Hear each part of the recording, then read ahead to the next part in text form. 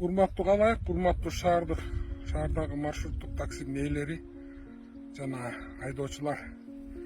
Өзүңүздөр билгендей, биз сүйлөшкөндө май айында, мурун сүйлөшкөндө май айында бул көр кеңеш келсе, шаардык кеңеш.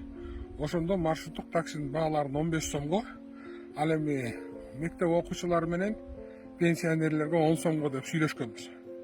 Бирок май айында шаардык кеңеш шайланбай калды. Шайлоолор отмена болуп калды, себеби мыйзам бузуулар болду деп. Эми сиздерден өтүнүч, ошолго чейин шаардык мэрия баарын даярдап койгон. Министерство экономикадан анализ регулятивного воздействия өткөн.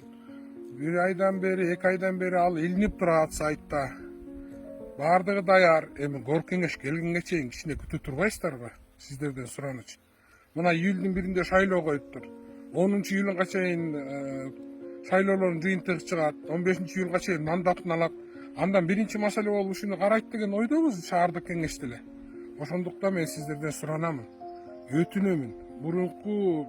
Азыркы мэр деле мурунку айтылган сөздөрдүн артынан келатат. Азыркы мэр дагы эч нерсе кыла албайт, себеби шаардык кеңеш жок. Бул иштер болбойт. Тарифтин көтөрүлүшүн шаардык кеңеш кабыл алыш керек. Сиздерден өтүнүч, элди кыйнабаңыздар да ысыкта. Кичине ушунча чыдадыңар, кичине чыдап коюңуздарды мен сиздерден суранамын, өтүнөмүн. Шаардыктарды кыйнабаңыздар.